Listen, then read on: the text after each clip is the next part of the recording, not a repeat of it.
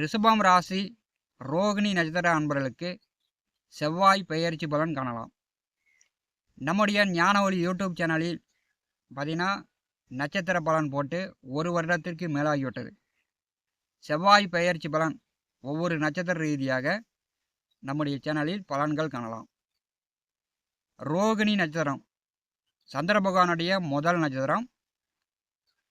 ரிஷப ராசியில் 2வது நட்சத்திரமாக முழு 4 பாதங்களும் அமர்ந்திருக்கிறது. சந்திர பகவான் உச்சம் பெறக்கூடிய நட்சத்திரம். மிக அற்புதமான இந்த நட்சத்திரத்தில் பிறக்கக்கூடியவர்கள் நல்லா அழகாக மற்றவர்களை கவரக்கூடிய வகையில் ஆணாக இருந்தாலும் சரி பெண்ணாக இருந்தாலும் சரி நல்லா அழகாக இருப்பாங்க. ரோகிணி நட்சத்திரத்தில் பிறந்தவர்கள் எதையும் விட்டு கொடுக்கும் மனோபாவம் இவங்களுக்கு உண்டு. அதாவது அண்ணன் தம்பிகளுக்கு வீடு சொத்துக்களை நீங்களே வச்சிங்க அப்படின்னு விட்டு கொடுக்கும் மனோபாவம் இந்த ரோகிணி நட்சத்திரத்தில் பிறந்தவர்களுக்கு உண்டு. குடும்பத்திற்காக பணங்காசு எல்லாத்தையுமே விட்டு கொடுக்கும் அமைப்பு இவங்களுக்கு உண்டு. நல்லா கேட்டுங்க. ரோகிணி நட்சத்திர அன்பர்களுக்கு 11வது வீட்டிலே சனி பகவான் வக்கரகதியில் நின்று ரிஷபராசியை பரிசுகிறார். இதுவரை பார்த்தீங்கன்னா லாபத்திலே சனி நல்ல நிலையில் இருக்கும்போது உங்களுக்கு வேலை தொழில் உத்தியோக ரீதியாக நல்ல பண வரத்து நல்ல லாபங்கள் கொடுத்துருக்கும். இப்போ சனி பகவான் வக்கரகதியில் செல்கிறார். சனி வக்கரகதியில் செல்லும்போது இப்போ பார்த்தீங்கன்னா பண வரத்தில் நண்பர்கள் கூட்டாளிகள் வழியில் ஒரு பிரச்சனைகளை சந்திக்கக்கூடிய அமைப்பு உங்களுக்கு ஏற்படும். அடுத்து வரக்கூடிய 1.5 மாத காலம் 12ஆம் அதிபதி 2வது வீட்டிலே மிருகசீரிஷ நட்சத்திரம் 3, 4 பாதத்திலும், திருவாதிரை நட்சத்திரம் 4 பாதத்திலும், புனர்பூச நட்சத்திரம் 1, 2, 3 பாதத்திலும் செவ்வாய் சஞ்சாரம் செய்வார்.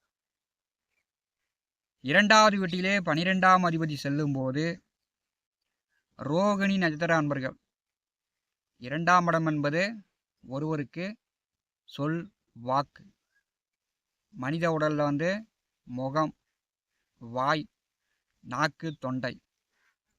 2வது வீட்டிலே ஒரு யுத்த கிரகம் வரும்போது, போர்க்கிரகம் வரும்போது, பெரிய நெருப்பு கிரகம் வரும்போது பார்த்தீங்கன்னா இரவு நன்றாக சாப்பிட்டு நேரமாக படுத்து தூங்கணும்.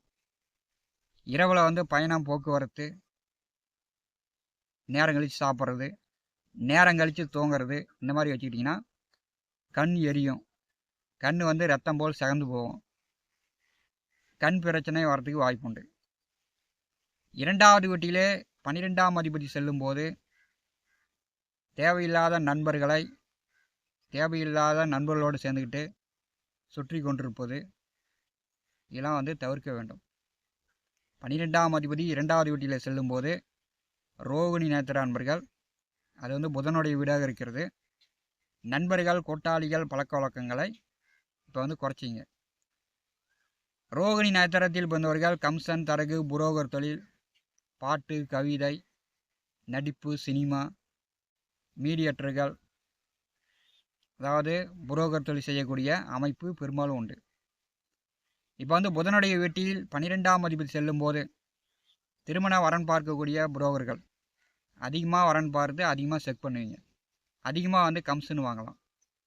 12ஆம் அதிபதி 2வது வீட்டில் செல்லும்போது அதிகமான பயணங்களும் அலைச்சல்களும் பணங்காசு செலவுகளும் ரோகிணி நட்சத்திரங்களுக்கு ஏற்படும். உடலில் முகம், வாய், பல்லு இதெல்லாம் சார்ந்த இடம் தான் 2ஆம் இடம். 2வது வீட்டிலே 12ஆம் அதிபதி செல்லும்போது பார்த்தீங்கன்னா சொன்ன சொல்லு கொடுத்த வாக்கை காப்பாற்ற முடியாது.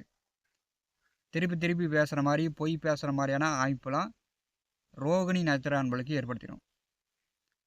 பார்த்தீங்கன்னா 2வது வீட்டிலே 12ஆம் அதிபதி செல்லும்போது சிலருக்கு பல்வலி, வாய், நாக்கு சார்ந்த தொண்டையெல்லாம் கரங்கரன்னு இருக்கும், சளி பிடிச்சிக்கும், நல்லா பேச முடியாது, அந்த மாதிரியான சூழ்நிலை இருக்கும்.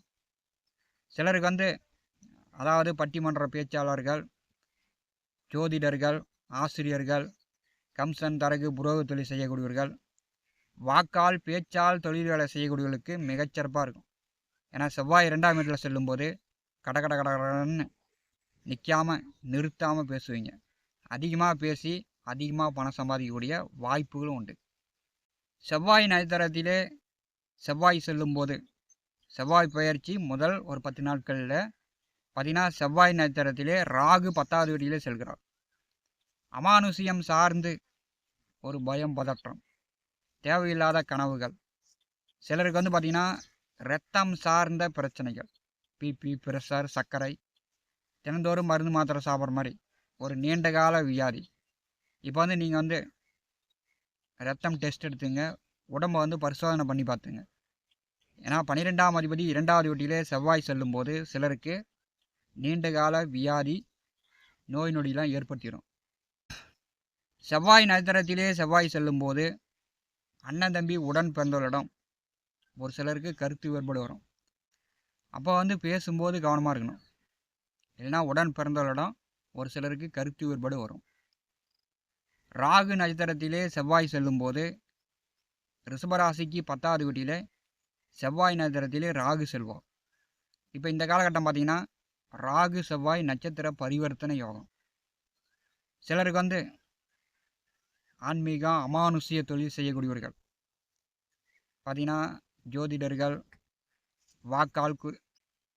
வாக்கு சொல்பவர்கள் இப்போ இந்த காலகட்டம் ஓரளவு சிறப்பாக அமையும்.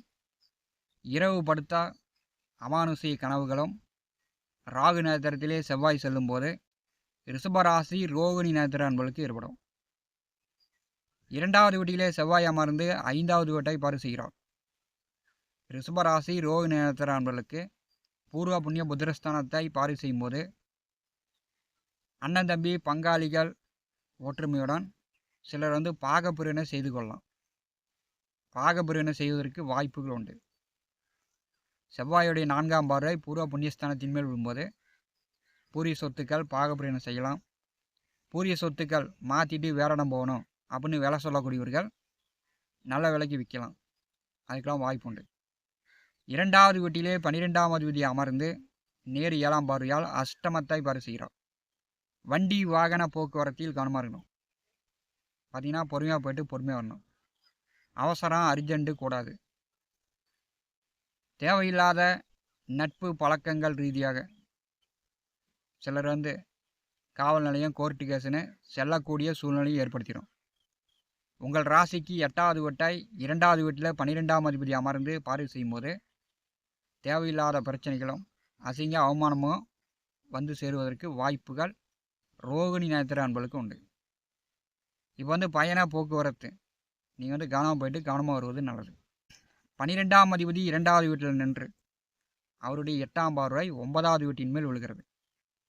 ஆன்மீகம் சார்ந்து உங்களுடைய பயண போக்குவரத்து, ஆன்மீகம் சார்ந்து கோவில் சார்ந்து உங்களுடைய பணங்காசு செலவு இந்த காலகட்டத்தில் ரிஷபராசி ரோகிணி நட்சத்திர அன்பர்களுக்கு நல்ல முன்னேற்றத்தையும் வளர்ச்சியும் கொடுக்கும். இதை நீங்கள் பயன்படுத்தி கொள்ளுங்கள். ஞான ஒளி யூடியூப் சேனலை பார்த்து கொண்டிருக்கக்கூடிய அன்பர்கள், இதுவரை நம்முடைய சேனலை சப்ஸ்கிரைப் செய்த அன்பர்கள் மறக்காமல் நம்முடைய சேனலை சப்ஸ்கிரைப் செய்து கூடவே இருக்கின்ற ஆல் பட்டன் அழுத்திங்க. தினந்தோறும் நம்முடைய சேனலில் ஜோதிட பலன்கள் பதிவிடப்படும். உடனுக்குடன் பார்த்து பயன்பெறுங்கள். நன்றி, வணக்கம்.